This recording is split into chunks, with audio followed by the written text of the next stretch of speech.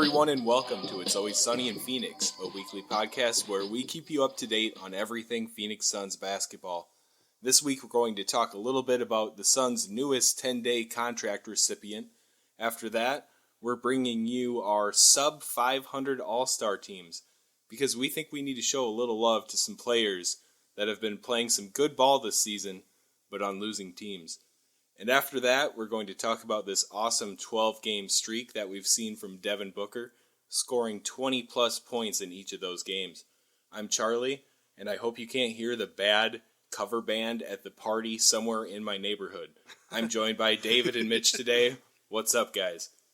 Yeah, I'm doing good. Got some love for your cover band, because bad cover bands are the story of my life, as well as old cheese, so take that as you will. Okay. How do you follow that up, Mitch? Well, old cheese got me thinking of something. I have some old cheese in my fridge that I probably need to throw away. But before I throw it away, I might just throw it in the microwave for a few seconds to symbolize that the cheese is warming up. And you may think that is an amazing slogan like we do. If you do, you can head over to tpublic.com/user/sunnyandphx and get yourself a t-shirt or laptop cover or whatever. There's so much stuff over there. So teepublic.com/user/sunnyandphx. And that way you can just get a shirt that says that. You don't have to put old cheese in the microwave like me. Man, I was wondering where David was going with that, but I realized he was just setting up one of our patented Mitch t-shirt plugs, so... Yes, and Sorry for ruining. I feel like I ruined it now. It's okay. I have to give props, too, to our episode 2 weeks ago, where I was missing, but David had an excellent t-shirt plug, so props to you there, and I'm just happy to be back on the show. Yeah, we're just keeping the ship sailing here. So get a hold of us on social media. Our Twitter is @SunnyInPHXPod. Our Facebook is Phoenix Suns Multiple Sources. Our email is sunnyinphxpod@gmail.com. And of course, check out the website at sunnyinphxpod.com. And I want to add something really quick to that. You need to check out our Twitter, because Chuck has been doing some pretty amazing stuff with these player of the game infographics, and a lot of people have been giving them love. I think they're really great, so go check those out after every game. Well, thanks, Mitch. You're making me blush, man. All right, let's get into a little Suns-related news, and first off, we have a somewhat new acquisition. The Suns have brought Ronnie Price back to Phoenix on a 10-day contract. And this makes it Price's third stint as a Phoenix Suns. So this move went through on Friday the 27th, and it's said that he was brought onto the roster for the purpose of being another veteran presence in the locker room. But I think this move could be looked at a couple different ways. So first off, let's talk about what Ronnie brings to the team while he's on the court, and then let's talk about why we think he's back on the roster. Well, I think we need to give him the nickname of Old Cheese, just because of everything that we've been talking about today. But having another veteran presence, I suppose, is good, but I have a couple thoughts. One is that this is going to take minutes from Ulis if he actually plays, which I'm not super in favor of. But two, he didn't play in the game against the Nuggets on Saturday, which he could have played in, but Earl Watson has said multiple times that he wants Ronnie Price on the coaching staff, so I think this is just the next best thing he can get, since Price hasn't retired as a player yet. Yeah, right, I think that kind of makes sense, and that's what I think a couple different people brought up, or fans kind of speculated, was that he was wanted on the coaching staff, but Ronnie doesn't really want to retire yet. So bringing him on and trying to get him in around the guys that way is a good idea. And, maybe getting some development with Tyler Ulis. Tyler Ulis basically has been playing that same role as Ronnie, and not necessarily less minutes. Ronnie really didn't play that many minutes until towards the end of the season when there was a bunch of injuries. So, but of course Ulis has been playing less still. But kind of just get maybe a mentor for Ulis a little bit more. Get Ulis some more confidence, maybe. I mean, there's the possibility that it doesn't actually affect Ulis's minutes at all. And that would be if there's some sort of trade that's going to happen. I don't know if that's going to happen or not. If you look at plus or minus in the box score, it seems that we need to make some sort of move with a certain person with the initials BK in them. And his last name happens to be the name of a chess piece. But the problem is that we don't have anyone that's... Man, I meant to make a Billy King joke, and then I blanked for a second, so never mind.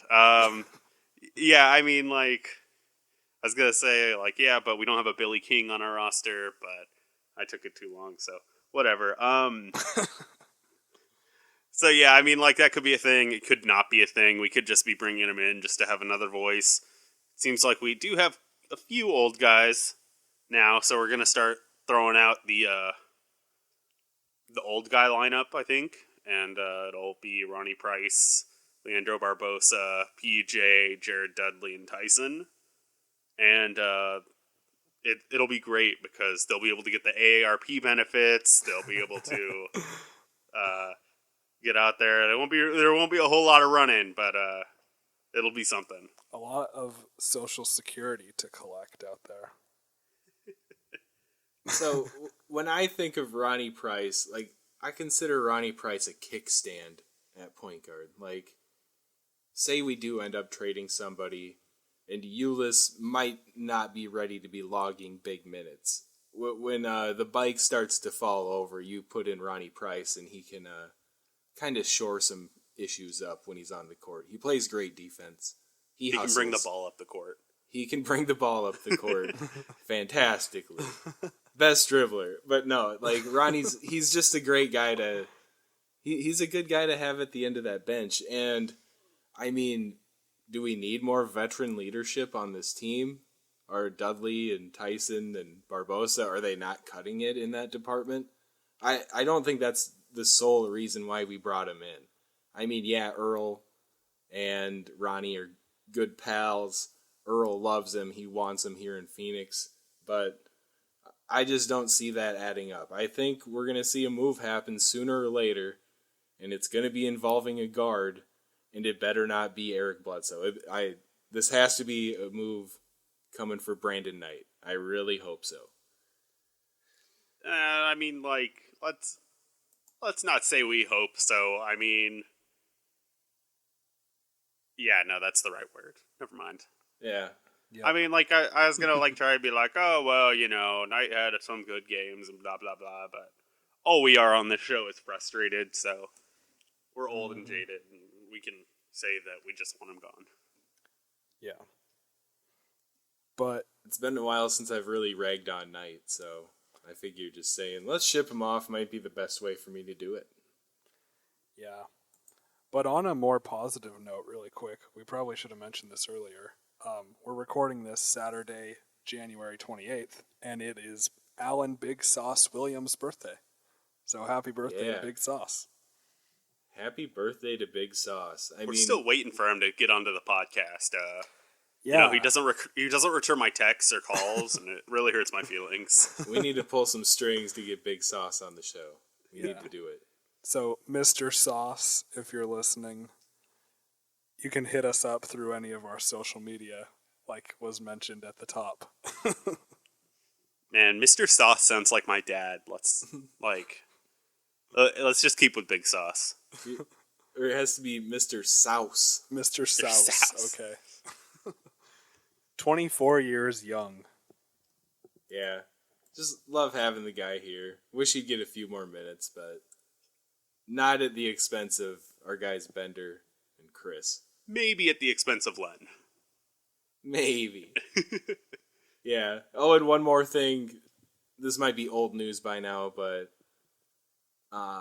Marquise Chris and Devin Booker playing in the Rising Stars game over the All-Star break. So we kind of knew Booker would be there.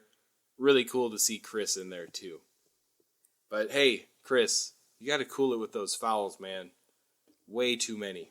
He was doing really good for like a solid stretch of like not making that many and looking good at the beginning of January, and then it just went all downhill.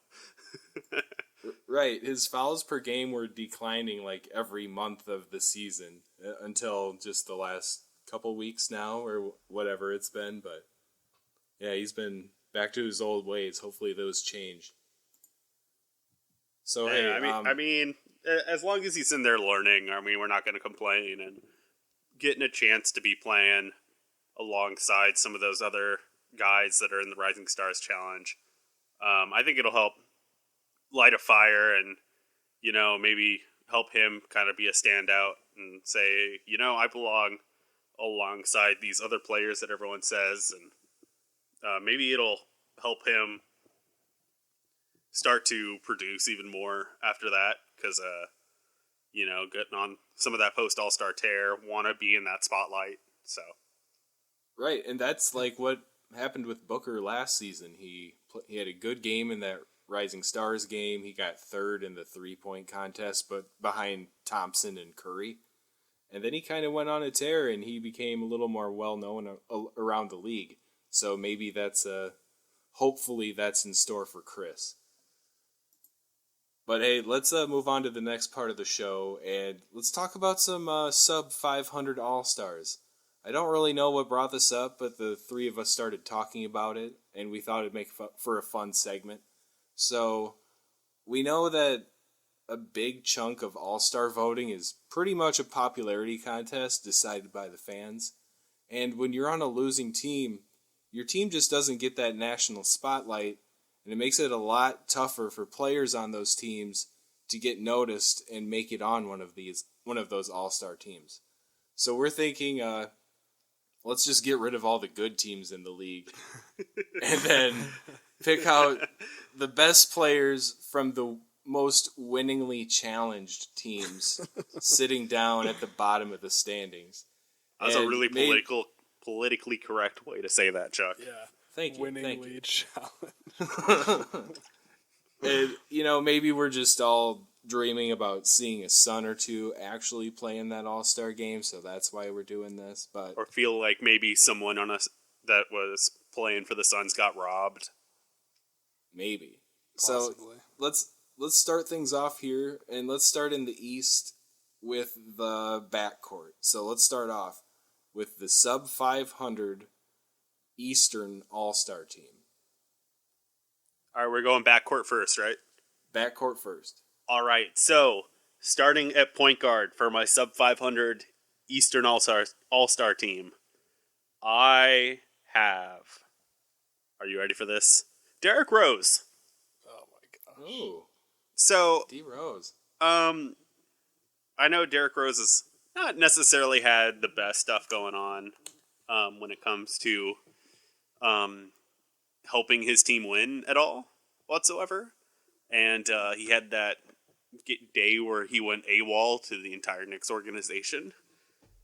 But if we're looking at numbers and we're looking at being sub 500, and I didn't want to throw in anyone that was like actually on the All-Star team because I feel like that's cheating.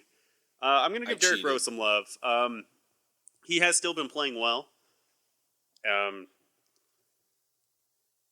I actually totally deleted the tab that I had with all of his stats on there. So I'm going to bumble for a second while I pull that up real quick. So, and I bumbled too much. Whatever, you know, you guys know the drill by now. We're all just on a ship that's slowly sinking. So he's averaging like 17.9 points per game. He's got 3.9 rebounds and 4.4 assists. I feel like those are close enough to... I mean, like, we're a sub-500 All-Star. We're not going to, like, have earth-shattering numbers on this team. And if you were I feel playing like, any better, you wouldn't be eligible. yeah, exactly. If you were playing better, then you would actually be on the All-Star team. Yeah. So I feel like that is good. I mean, he's shooting awful from three. He's shooting 0.25%. But I mean, like 0.45 from the field isn't bad. And he's doing it on 7 out of 15. So, like, really not that bad. When you look at the field, not from the 3-point and everything. So, Derrick Rose, you deserve to be on the sub 500 All-Star team, which is like the All-Star C team, I guess, or D team, whatever. Well, now I'm nervous for your next pick. Yeah, you should be. So, starting at the other guard spot for my All-Stars for the sub 500 in the East, I am going to go. I wanted to cheat and choose someone that hasn't even played yet this season and pick Chris Middleton, because I feel like he would be on one no matter what, but I'm not going to do that. So I'm going to go ahead and go with D-Wade. Didn't make the All-Star game first time in quite a while that he hasn't. I think 12 years is how many times he had. Not... he probably should have not made the All-Star team before that. But he has been one of the, behind Jimmy Butler, the next best player for the Bulls. And they are technically under 500 by 2 games, or 3 games, or something like that, whatever. He's averaging 19 points, 42% from the field, 31% from the 3-point line, averaging 4 rebounds and 3.7 assists, as well as 0.7 steals and 0.7 blocks and 1.6 steals. So I feel like he's still having a really good year for age 35, and just after the All-Stars, I feel like is where he is. So sub 500 All-Stars it is. So an ex-Bull and a Bull for David's backcourt. Because I'm full of bull. You said it. You said it. All right, Mitch, what do you got for this one? Kemba and Jimmy Butler. And I shouldn't have to explain. That's cheating. You know what? I actually did the same and picked those two. And you may call it cheating, but this is the sad thing. 3 of the 5 players on my Eastern sub 500 All-Star teams or players are actually in the All-Star game. So these guys have won less than half of their games, and they're in the real All-Star game. So yeah, 2 of them, Butler and Walker. So it's tough to not give it to those guys when you're talking sub 500. I guess I wasn't as ambitious as David going with guys that actually aren't. So yeah, I was not thinking that's what we were doing either. My team's more fun. Okay, that's probably true. On the fly, I'll go Dragic and Wade then for my 2. If we're going non-real All-Stars. Okay. Anyways, let's just move it to the East and see who David came up with here. The East. Front court. The East front court. All right. So, my first spot in the East front court goes to Brook Lopez. I have a lot of love for Brook.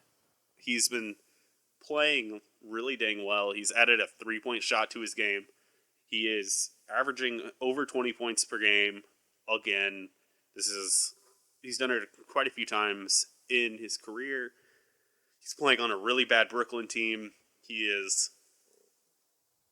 deserves, I think, to be an all-star, but because he plays for a bad Brooklyn team, he just isn't going to be on it. When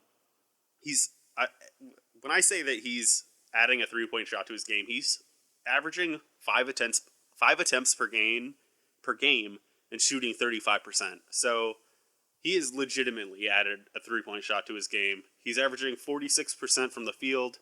He's averaging where was the free throw? 85% from the free throw line, which is like 7 points better than the previous year, but in about 6 points better than his average over his entire career. Averaging 7 rebounds, 1.5 assists, 1.7 blocks. I think he deserves to be in the normal All-Star game, so I'll gladly put him in my sub-500 All-Star team. I like that. And when I was perusing through some 3-point stats, I was looking something Devin Booker related, I assume. But I saw his name next to Brook Lopez's name, and I think it was attempts per game. I think they're both like, they both get up about 5.5 to 6 threes per game or whatever it is. Yeah, that was just interesting to see. I'm glad Booker's shooting a little better clip than Lopez. But yeah, recently Brook Lopez had a game where he made 7 3-pointers, and that was the most by someone that's 7 foot or over in the history of the NBA. So he's hitting them at a good clip, and just at his age and stuff, you know, he has the ankle issues and stuff. Always still expanding his game and playing really well. I give him a lot of credit for that. And so going to my next spot, I was going to put in someone else, but I decided against it. I will talk about that later. I decided to go with Carmelo Anthony. I guess technically starting at my 3, but it doesn't matter. Who cares? The real NBA doesn't matter about the All-Star game, so I'm not going to care either. He's going to start at center. Just kidding. Melo averaging 22.6 points. Arguably, I'll say, the best Knicks player. He is still a star player. He's not, I don't think, a superstar anymore, or maybe even an all-star for that matter, but he is a star player. Shooting 36% from the three-point line, 43% from the field. As I said, 22 points, 6 rebounds, 3 assists, and 1.9 turnovers. Pretty low turnover numbers compared to his other seasons in the league. So I think that he's still playing really well, and he is in a lot of talks about trades and all that kind of stuff. I don't think really that they're going to happen, but whatever. I think that Melo is still playing well, and even though he gets a lot of crap, he probably, I don't think he deserved really over anyone else in the All-Star game to be in, but he's still playing at a really solid level. And finally, this last spot was kind of tough for me. I wasn't entirely sure who to go with, and it was really between 2 guys. But I'm going to go ahead and go with Hassan Whiteside. Averaging 17 points and 14 rebounds just about. I mean, he's putting up good numbers still. He's just on a losing team, so no one's really paying attention. He's still got 2 blocks that he's averaging. Not as much as last year, but still a solid number. He is a solid player and a good player and deserves every cent that he's getting on his max contract. I think that it's no question that he's playing pretty well and probably would have gotten more All-Star consideration if he was playing on a winning team. And I think that's why you're really not hearing about him. Well, you heard about him last year, but not this year. I think he is the Miami Heat's best player. And, he's still playing well. So that is the last spot in my sub-500 All-Stars. Right, and the Miami Heat are on a 7-game win streak right now, so if they keep doing that, they're not going to be eligible for this contest soon. Yeah. But he is while we're doing this, so that's what counts. Right, yeah. They still have 12 games to go before they're over 500. Sure, but I don't mind give a it a side pick. That's not bad. No, I like that. Give it a couple more weeks. Heat keep this up. They're going to be a playoff team in the East. No problem. All right, Mitch, what do you have for your front court? Okay, so I have Giannis. He actually made the All-Star team, so kind of a cop-out, but whatever. And then Melo, for all the reasons David said. And then Embiid, which a lot of people were thinking Embiid should have made the actual All-Star game. And there's one stat that sticks out to me on this. And People who listen to Zach Lowe have heard this before, but Zach Lowe said this on a recent podcast, pointed out this stat, that when Embiid is on the floor, the Sixers are plus 12. And this was like a week or two ago, so the numbers might be a little different. So when Embiid's on the floor, the Sixers are plus 12, and when he's not on the floor, they're minus 200 something or other. So he is making a huge difference on that team. He's having a great season, and I think he definitely deserves to be on the sub 500 All-Star team, and really deserves the consideration he got to be a backup on the actual All-Star team. Right, and we have the exact same Eastern team, so right. But about Embiid, I just enjoy following him and hearing about what he's up to and the funny stuff on social media. He's like the Dikembe Mutombo of today's era. Like, imagine Dikembe in the 90s, but with Snapchat and Instagram. That's kind of how I look at Embiid, and it's fun. Okay, so I know David doesn't like Embiid much. He's being pretty quiet over I there. mean, so we're just let's not say know what, David? I don't want to make you do this, but if you want to back it up a little bit. I'm not gonna say that I don't like Embiid. I'm gonna say that I hate everyone that's making a big deal about how he's so great. That's understandable. Kind of the same way that I hate everyone that talks about how great Nikola Jokic is. He is, like, actually good, though. Yeah. Yeah.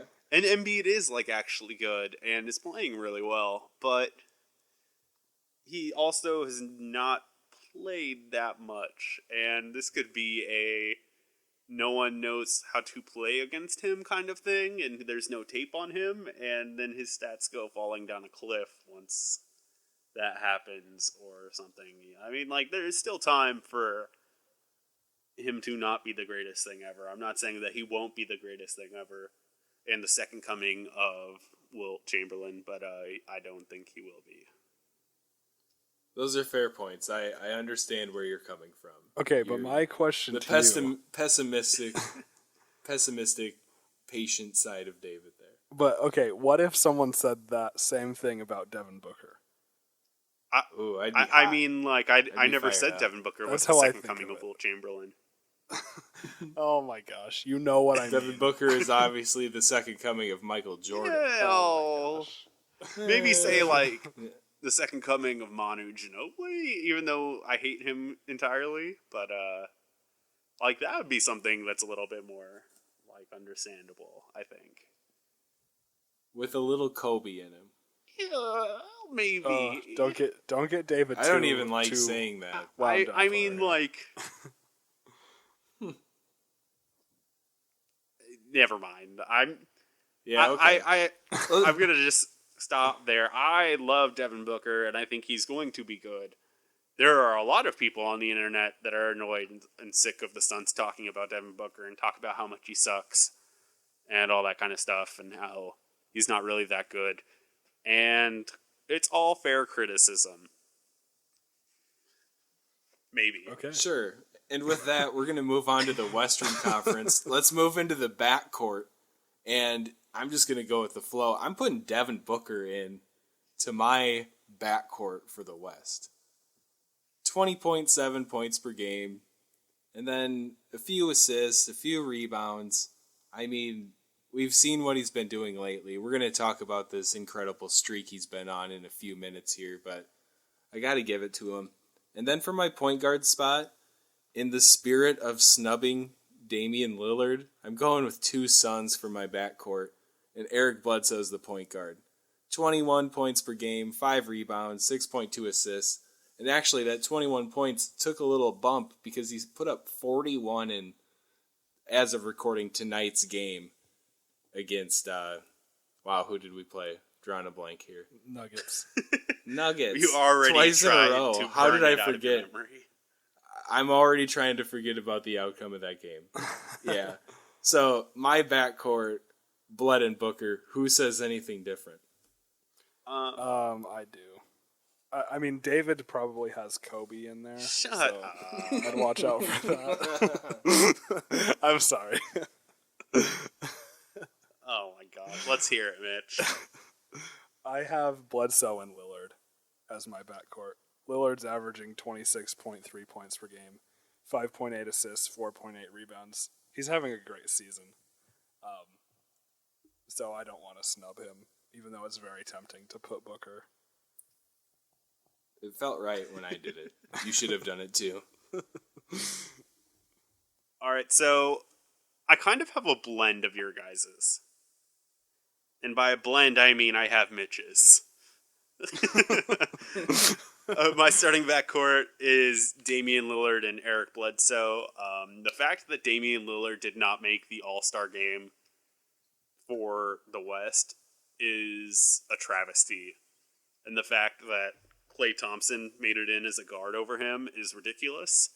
And it's the worst. And I mean, Trey Kirby had a tweet from the starters about how the only person to ever average Damian Lillard's number and not make the All-Star team is Damian Lillard this year. And how many times can this dude get snubbed from the All-Star game before people are going to be like, "Oh yeah, no, he actually deserves to be there because he's really good at basketball." And like it's really annoying. And the fact that he's not on this team is really, really annoying. So I have him there because he's not getting snubbed from our sub 500, even though I like to think that technically he's an all-star anyways.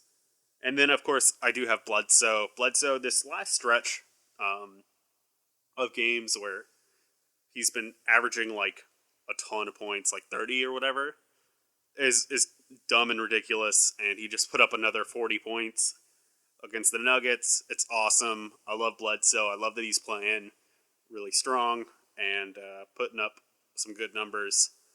And, you know, if you look at his numbers this year, I mean, he has, I think, all-star numbers, even though he isn't an all-star. So I'm going to give him that love on our sub 500 team. Right on. All right, let's move to the front court. I'll go first here. At small forward, I'm putting Harrison Barnes because after all the smack talk on Harrison Barnes since he left the Warriors, who really thought he'd be scoring 20 points per game? And he's also grabbing 5 rebounds. I mean, just really impressive stuff. He's had some big scoring outbursts this season, and I'm happy for Harrison Barnes. And then at the other two spots, obviously Anthony Davis, even though he's really on there. But almost 28 points per game, 12 boards, over 2 blocks. That's good stuff. And then to round it out, I'm going Karl Anthony Towns. Was thinking about Boogie, but I'd rather watch Cat play in an all-star game over Boogie, just out of entertainment value. But Cat's going for almost 23 a game, almost 12 rebounds, and 1.5 blocks. So that's my front court. Yeah, and mine is very similar to that, actually. But I decided to go with the triple center lineup. So I've got Towns, Davis, and Cousins. Cousins is averaging 27.9 points per game, 10.4 rebounds, and 1.4 blocks. That's pretty darn good. And I would love to see a triple center lineup go out in the All-Star game. That would be so much fun. I love that because you see like, oh, Draymond Green's a center. No, he's not. Throw out 3 7-footers. That's what I'm talking about. This is basketball. This is the tall man sport. So, David, how many Lakers are on your front court ballot here? So I actually have no Lakers. Thank you very much. Starting off, a front court player. I have Devin Booker at my small forward. Okay. Technically. Okay. I figured that's where you were going with that. That's one thing where I was going with that. I was trying to figure out, you know, some other things, and I decided that I was going to go with this anyways. Devin Booker technically has played small forward this year in a multitude of different lineups, and therefore I will put him at small forward on my sub 500 All-Star team because he's balling and I love him, and I don't care what the haters say. He's my baby boy. So I have him there. As I'm continuing with my non on the All-Star team. Is that how we were saying it? Yeah. So, or how I was saying it. So, guys that aren't on the All-Star team, I am going to go with Karl Anthony Towns because he's been playing really well this season, and he's a lot of fun to watch, in my opinion. Sorry. He's a lot of fun to watch, in my opinion, so I got to give him some love. And last but not least, I didn't actually. I apparently didn't think about my other one. I thought I had someone else that was a center, but I can't remember who it was. So I'm just gonna go ahead and I'll say Wiggins. I guess. I mean, Wiggins has been putting up like almost DeRozan numbers, but like with worse passing, I think, and slightly worse efficiency. So. And not as much scoring, obviously, but he's been putting up some like decent numbers, I think. I think 22 points, 4 boards, few assists. I'm pretty sure that's what he's doing. That's definitely solid stuff. I mean, I did just totally put someone on without actually looking at their stats, so sue me. But yeah, 22 points, 44% shooting, 34% from 3-point. Like, that's good. I'll go with that. 4 rebounds, 2 assists. Give him some love. I would have put CJ McCollum as another technical small forward. But I couldn't find those. You can't do that. All the lineups that he's only played point guard and shooting guard from what it looks like. So that's not. That's good you didn't. I would have ruled that one out. So I am not going to go there. And I'll go with Andrew Wiggins. Cool. He's coming off the bench in mine, so that's a fair one. That's fair. All right, so yeah, let's wrap that up. That was good times, though. I had a good time doing it. Oh yeah. Hope you guys did too. Hope you guys had a nice time listening to it.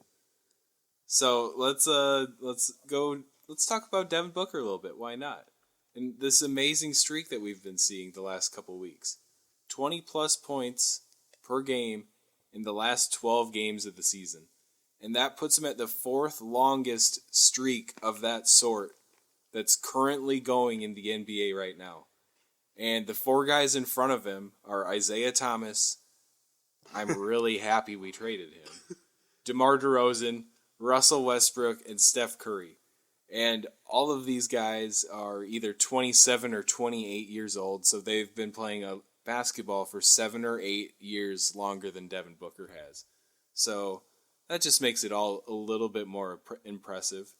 And through this streak, Booker's averaging 26.6 points per game. He's shooting 49% from the floor and 48% from behind the 3-point line. And most importantly, 3 blocks in the stretch of the games. So what has stood out to you guys about Booker lately? He's really quiet while he's doing it, is what I kind of want to point out. And I don't know if that's just a sign of what he means on our team, or if it's kind of like it doesn't seem like he's really having that much of an issue while scoring. He's getting his looks where he wants them. He's getting them in the post. He's getting outside shots. He's driving, all those kind of things, and everything just looks like very calm, and it doesn't seem like he's going out of his way to score. And I think that kind of shows where he has quarters where he doesn't score or only scores like 2 points, and he's really just letting the game come to him. And it really does look really effortless. I think when he scored, I think it was like that 24 points or whatever against the first time we played the Nuggets on the 26th or whatever that was. And I was talking to you guys afterwards, and you're like, oh yeah, he scored 24, he still has a streak going. I did not realize he even scored close to that much.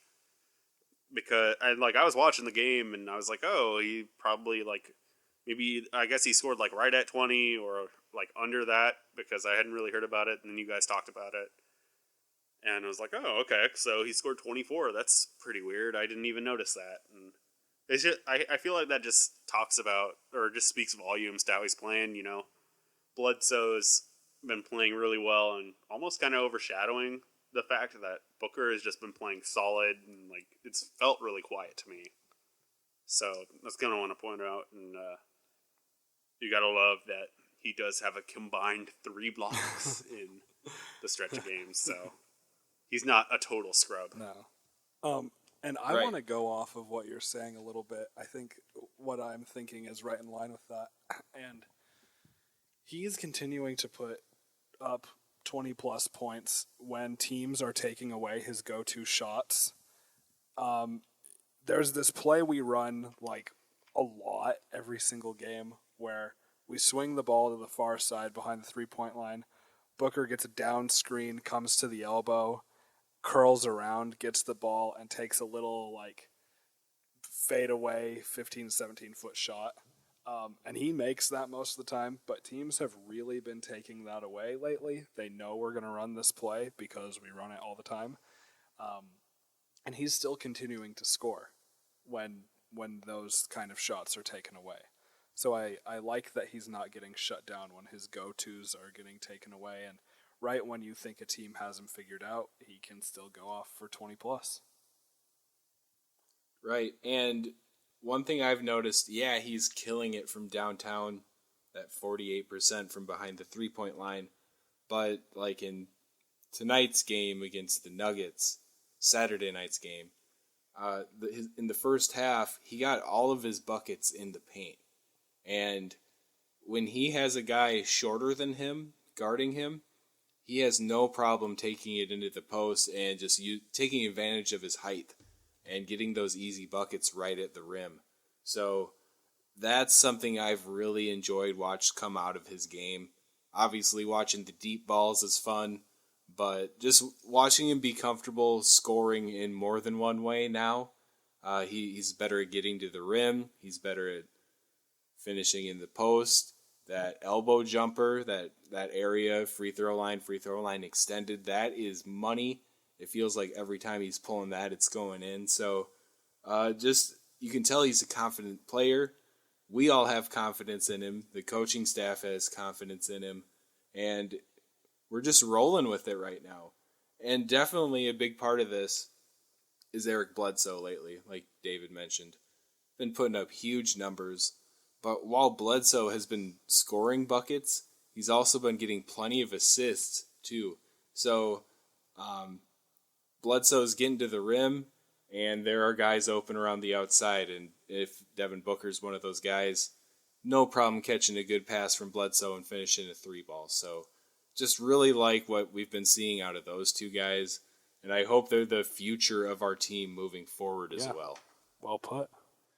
Yeah, I don't think there's really that much question about those guys really being our kind of backcourt of the now and of the foreseeable future, at least. I also kind of want to point out there are a lot of guys that seem, not necessarily a lot of guys, but you're talking about his post work on smaller guys, and there are a lot of big guys that have that size matchup and just try to bully their way to get points. And I think it's good to note that while he is using his size as an advantage, he is using a lot of finesse while on the post, and his work in the post has looked really good. And that's just something that I also wanted to point out, because there are guys that can score when there's someone smaller on him, but a lot of the time it looks like they're just trying to bulldoze the other guy and kind of get a shot up, whereas Book, he shows a lot of poise, and it's just part of that kind of being quiet, I think, and the fact that he's doing it and making it look very effortless and making it look like it's a design instead of oh, this just happened randomly, let's try and take advantage of it. And I think that is also kind of speaks volume of just his play so far in this stretch and this season. Absolutely. All right, everybody. I think it's time to wrap things up the way we always do. It's time for Davis Comic Book Corner. And Mitch's face melting minute. first, I have another video game plug. And this is a game I just actually recently downloaded, and I fired it up just one time. So I don't have a ton of info on it, but it was a positive experience. The game is called Raft, and it's a free PC game you can download. I don't have the URL right here, but if you search Raft game on Google, you'll find it real easy.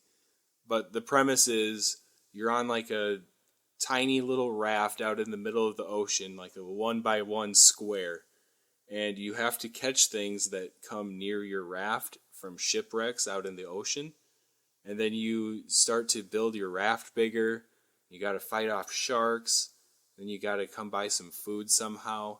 And it's just one of those like really relaxing survival games. Nothing too crazy happens, but like I think it was made by like some college students as a project. So, I mean, really cool free game.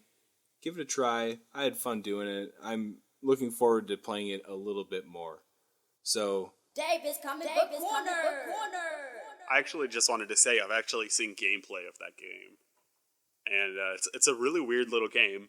And pretty interesting looking, that raft. So, going into my comic book corner, I'm going to shout out a Deadpool story, which I don't really read a whole lot of, but this one, it's like kind of a recent story. It's called Deadpool, The Good, the Bad, and the Ugly.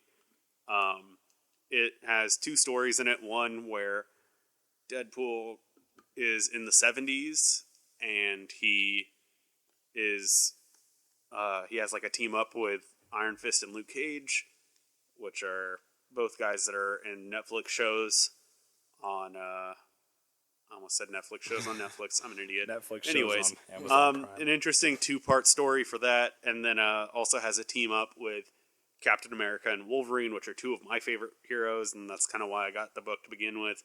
So it's just a really solid story. It has a lot of depth to it, which is something that Deadpool doesn't normally have. So check it out. It's Deadpool, The Good, the Bad, and the Ugly by Gary Dugan and a couple other guys. So check it out. cool. And you said those guys were from Hulu shows on Amazon Prime? Yeah, that's exactly what he said. You can stream it off of Sling TV. And what's the other one? Sling TV on your Xbox View Station? Xbox View Station. Yeah, and sometimes you can actually get audiobooks from Pandora. Your Roku stick. Pretty weird. Or a Nook. I think we got all the cord-cutting accessories covered there, boys. I can't Good think of job. any others, so yeah. All right. TiVo. TiVo. That's not cord cutting. Yeah, It's it is. not. I'll teach you. I'll tell you all about it after the show. Okay, well, from Mitch's face melting minute. I have a special plug. I was gone for our last recording because I was out of town to see August Burns Red, my favorite band, who I've plugged many times on the show. They were doing a special tour for the 10-year anniversary of the release of their album Messengers. That's the album that kind of put them on the map, and it's one of my favorite albums ever. So getting to see them play that from start to finish live was amazing. It was a great show. If you get the chance to go see them, they have a few dates left for that tour. Go do it. They're really, really good. It was the 6th time I had seen them live, and they're the only band that when I see them again, I say they were better than the time before. They always get better. So go see them more than once. That's my other advice. There you go. I'm sure they appreciate that plug from you. Maybe they should start saying that. All right, everybody, that's going to do it for this week. Be sure to check us out on social media. Follow us on Twitter under the handle @SunnyandPHXPod. Find us on Facebook under the name Phoenix Suns, multiple sources. Hit us up through email with questions or suggestions at sunnyandphxpod@gmail.com. Head over to the website at sunnyandphxpod.com and the entire Multiple Sources blog and podcast network. We'll see you next week, and go Suns.